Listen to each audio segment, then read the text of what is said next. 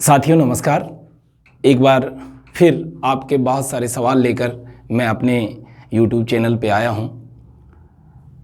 विद्यार्थियों ने बहुत सारे सवाल किए कि सर सिलेबस क्या रहेगा, या आप इसके ऊपर हमें थोड़ा सा विस्तृत बताएं, क्योंकि सामान्यतः ये जो वैकेंसी निकाली गई थी पूर्व के वीडियो में, जैसा कि मैंने बताया कि कर्मचारी चयन आयोग द्वारा प्रयोगशाला सहायक के रूप में ये भर्ती निकाली गई है। और ये भर्ती जो है वो अपने आप में एक बहुत बड़ी भर्ती है। 1016 पदों पर ये भर्ती जो है कर्मचारी चयन आयोग बोर्ड आयोजित करवाएगा। तो उसका सिलेबस क्या रहता है, तो 12, 14 और 18 की वैकेंसियों में जो सिलेबस था उसको लेकर कई विद्यार्थियों में अभी भी भ्रम की स्थिति बनी हुई है कि सर भूगोल और होम साइंस के लिए भी हम बायो, केमिस्ट्री, फिजिक्स पढ़ेंगे। ऐसा नहीं है। तो मैं थोड़ा आपको सिलेबस के बारे में, रणनीति के बारे में और किताबों के बारे में बता दूं, क्योंकि जब भी विद्यार्थियों के कॉल आते हैं कि सर किताब कौन सी खरीदें या किस तरह से हम तैयारी करें, कितनी तैयारी करनी पड़ेगी, कुछ विद्यार्थियों के कमेंट्स ये भी आते हैं कि सर हम एससी से हैं तो एक सेफ स्कोर क्या रहेगा।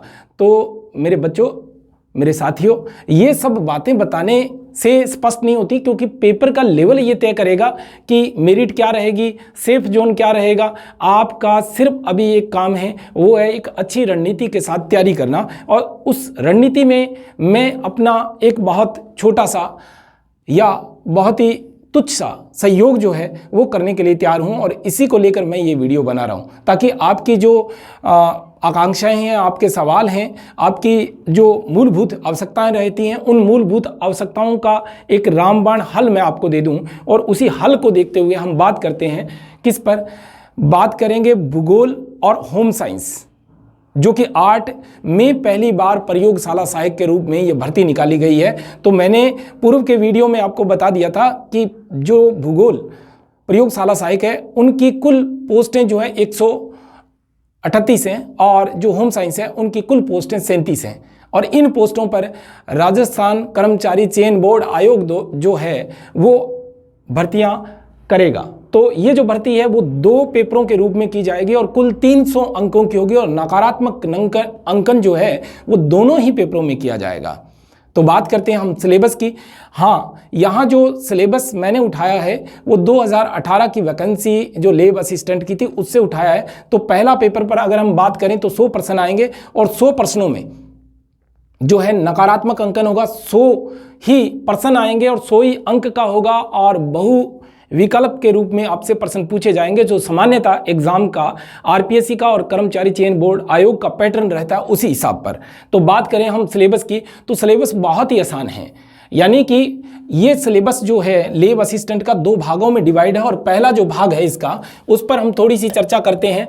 तो भाग ए जो है उसको अगर आप देखोगे तो राजस्थान का इतिहास, कला, संस्कृति, साहित्य और परंपराएं और विरासत के रूप में ये जो सिलेबस है वो एक पार्ट दिया हुआ है, यानी राजस्थान का इतिहास, और दूसरा पार्ट, बड़ा जो पार्ट है वो है राजस्थान का भूगोल। लेकिन इसमें जो सम पॉइंटों की अगर हम बात करें तो राजस्थान के इतिहास के स्रोत ध्यान दो, क्योंकि ये जरूरी ये है कि ये पीडीएफ जो है आपको सिलेबस तय करने में और अपनी रणनीति बनाने में आपका सहयोग करेगी।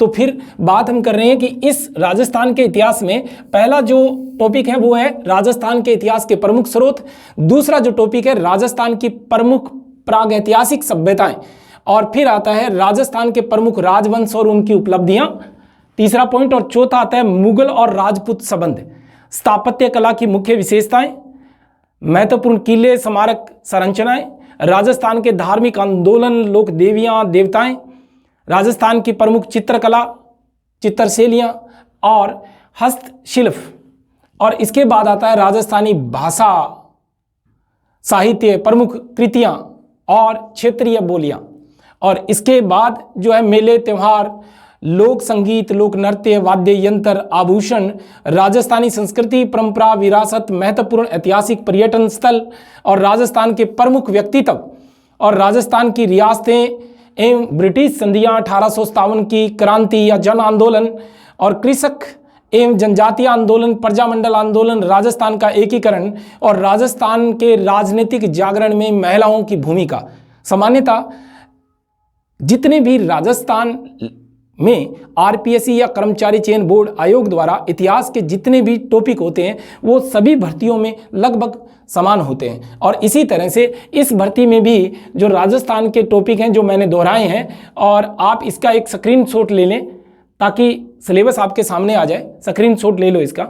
दूसरा जो पार्ट है वो इसमें है भूगोल का, और भूगोल में भी सामान्यतः हर वैकेंसी में यही टॉपिक रहते हैं, यही टॉपिक रहते हैं। देखिए, राजस्थान का भूगोल बहुत ही आसान सा टॉपिक है, और मैं अपने YouTube चैनल पर ये सारे जो टॉपिक हैं प्रथम श्रेणी भूगोल व्याख्याता में तो करवा ही रहा हूँ। बाकी सामान्यतः यही जो राजस्थान का भूगोल है वो हर वैकेंसी में पूछा जाता है। तो इसमें राजस्थान के भूगोल में पहला जो टॉपिक है विस्तार एवं स्थिति, मुख्य भौतिक विभाग, मिट्टियाँ, वनस्पति और जलवायु, वन एवं वन्य जीव और पर्यावरणीय और पारिस्थितिकीय जो मुद्दे हैं वो, और मरुस्थलीकरण, कृषि, जलवायु प्रदेश व प्रमुख फसलें और पशुधन, बहुउद्देशीय परियोजनाएं, सिंचाई परियोजनाएं और जल संरक्षण और परिवहन और खनिज संपदाएं।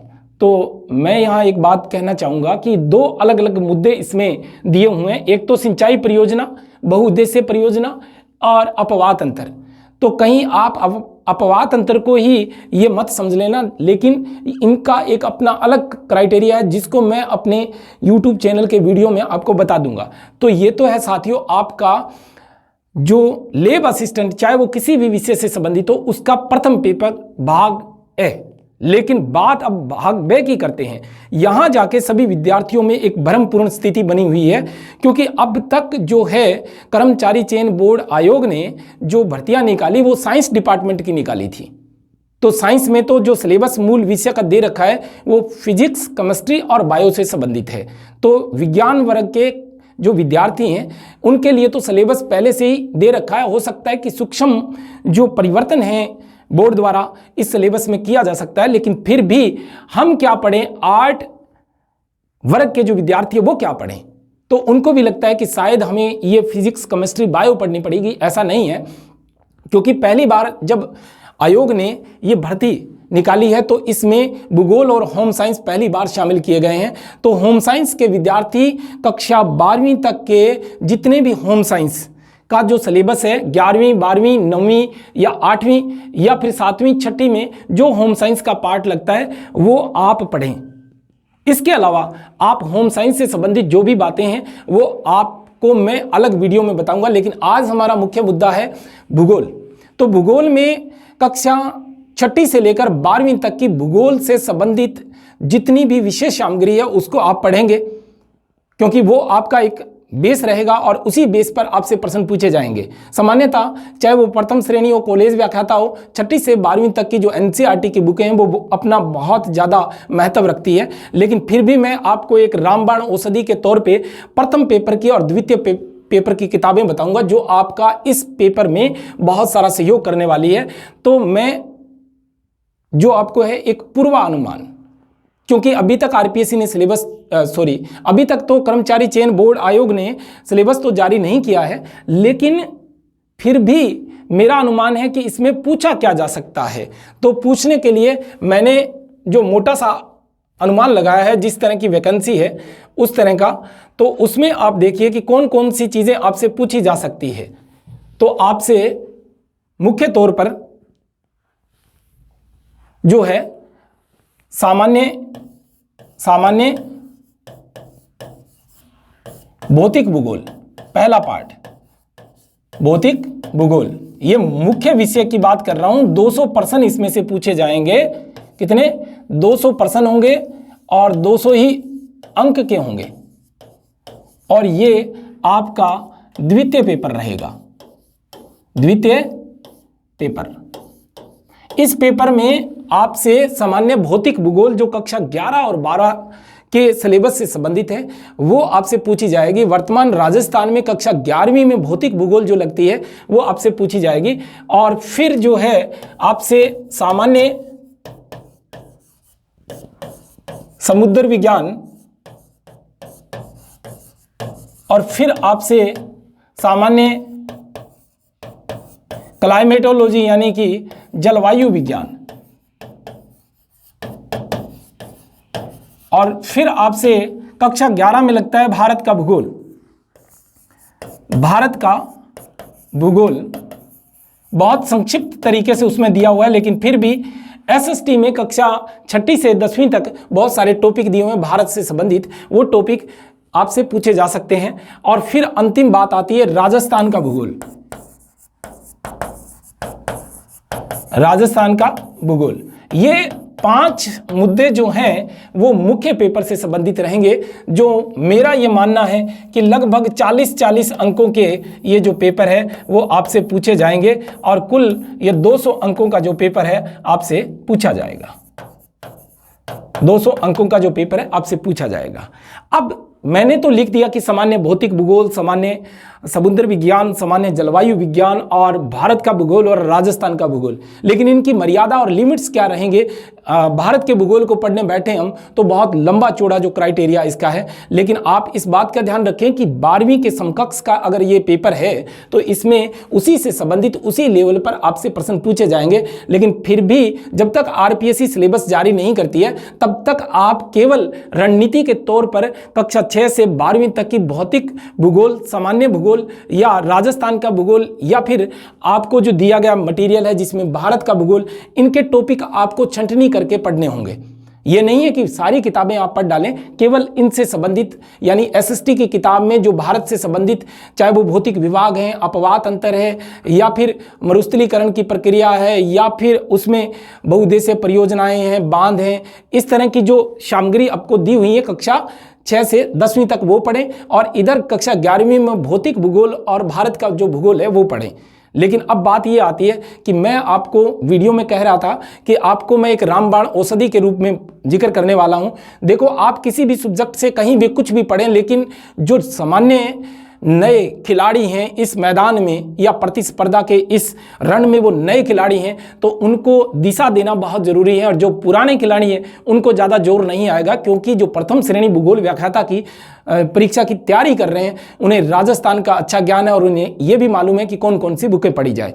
अगर पहले पेपर के लिए आप कोई बुक पढ़ना चाहते हैं तो मैं आपको रिकमेंड करता हूँ कि राजस्थान के भूगोल के लिए आप हरिमोहन सक्सेना, ये हिंदी ग्रंथ अकादमी राजस्थान यानी जयपुर द्वारा प्रकाशित बुक है, जो सबसे ज़्यादा ऑथेंटिक बुकों में से आती है डिस्क्रिप्टिव मैटर पढ़ने के लिए। राजस्थान का भूगोल जो आपको मेन पेपर में और जो आपका ए भाग यानी कि प्रथम पेपर है उसमें भी काम आएगी। लेकिन फिर भी मैं एक किताब आपके सामने लेके आया हूँ, क्योंकि ये मेरे अनुभवों की किताब है या मैंने अनुभव किया है कि ये जो बुक आपको दिख रही है, मैं थोड़ा कैमरे में पास कर देता हूँ, ये all Rajasthan exam review Moomal की है, जिसमें समस्त आज तक आयोजित जितने भी राजस्थान से संबंधित इतिहास या फिर सामान्य नॉर्मल जो ज्वलंत मुद्दे रहते हैं वो, या फिर राजस्थान का भूगोल, जितने पेपर हुए हैं टॉपिक वाइज इसमें सब कुछ दिया हुआ है। आपको काम क्या करना है कि इस किताब में जो टॉपिक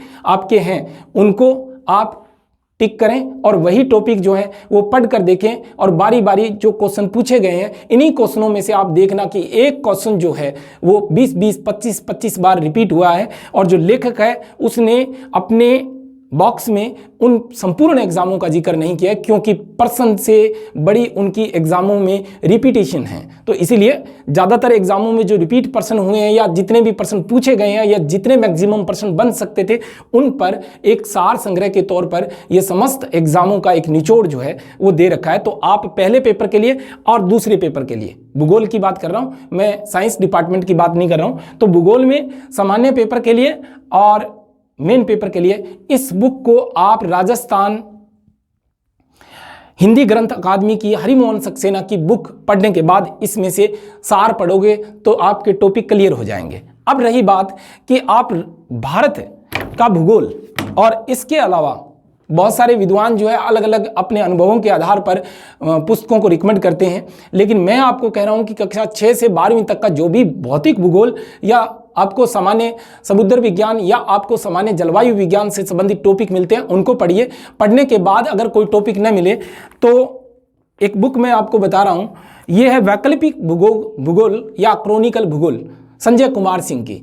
इस बुक में आपको सारे टॉपिक मिल जाएंगे और फिर आप जो है इन टॉपिकों को दोबारा जाकर अगर देखना चाहते हो तो इसी मूमल की सामान्य ज्ञान एग्जाम रिव्यू के नाम से एक बुक आती है, सामान्य ज्ञान एग्जाम रिव्यू के नाम से एक बुक आती है, जिसमें अलग अलग पार्ट के जितने भी एसएससी एग्जाम हैं या केंद्रीय भर्तियों के, यूपीएससी के या आरपीएससी से संबंधित जितने एग्जाम हुए, जैसे कि मैं एक टॉपिक अगर आपको बताऊं उदाहरण के तौर पर कि भारत की जलवायु, तो आज तक जितने एग्जामों में जो प्रश्न रिपीट हुए हैं वो उसमें दिए हुए हैं टॉपिक वाइज। तो आप दूसरी जो बुक है दूसरे पेपर के लिए, तो पहले तो आप एनसीईआरटी पढ़ेंगे, दूसरा जो है कोई टॉपिक अगर नहीं मिले तो आप वैकल्पिक भूगोल जो है संजय कुमार सिंह की, उस बुक से इन टॉपिकों को कंसल्ट कर सकते हो। और उसके बाद जो है आप एक सार संग्रह के तौर पे सामान्य ज्ञान एग्जाम रिव्यू मूमल की जो दूसरी बुक है, ज़्यादा कॉस्टली नहीं है लेकिन फिर भी बहुत अच्छी जो एक संग्रहण सामग्री है प्रश्नों की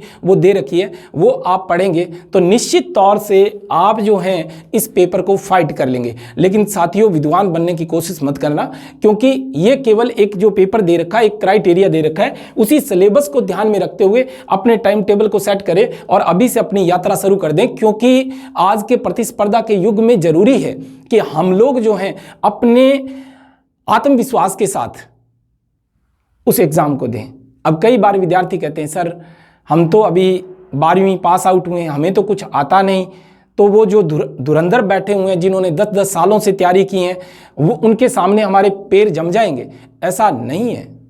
आप एक छोटी सी बात से अपने आप का मूल्यांकन कर सकते हैं कि आपकी रगों में साहस चाहिए, हिम्मत चाहिए, हौसला चाहिए, उत्साह चाहिए, उमंग चाहिए, बाकी काम अपने आप आसान हो जाते हैं। क्योंकि आईएएस पहले भी बनते थे, अब भी बनते हैं, लेकिन आईएएस की तैयारी में न जाने कितने लोग ऐसे थे जिन्होंने ये कहकर छोड़ दिया कि हमारे बलबूते में नहीं है, हमारे बस की बात नहीं है।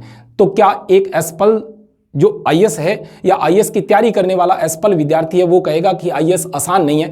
तो फिर 20 साल के और 22 साल के जो विद्यार्थी हैं जो सिर्फ स्नातक पास आउट होते ही आईएएस बन जाते हैं, तो वो फिर कैसे बनते हैं? तो ये न डरें कि आपके आगे तैयारी करने वाले बहुत बैठे हैं, वो घिसे हुए लोग हैं जिन्होंने बारी बारी कंपटीशन दिया है, आधी अधूरी तैयारी के साथ, दहशत के साथ या पूरे मनोयोग मनोबल से उन्होंने पेपर नहीं दिया, तब ऐसा हुआ कि वो एसपल होते गए और बाद में आप उन लोगों को देखकर डिमोरलाइज हो रहे हो। ऐसा मत करो, आप उमंग जगाओ, जोश जगाओ, हिम्मत भरो, और अगर हिम्मत भरोगे तो ये पेपर कोई बड़ी चीज़ नहीं है। 12वीं पास आउट बहुत सारे विद्यार्थी जो हैं इस लैब असिस्टेंट पेपर को फाइट किया है पीछे भी, और आगे भी करते रहेंगे। तो तैयार हो जाएं, और मेरी शुभकामनाओं के साथ धन्यवाद।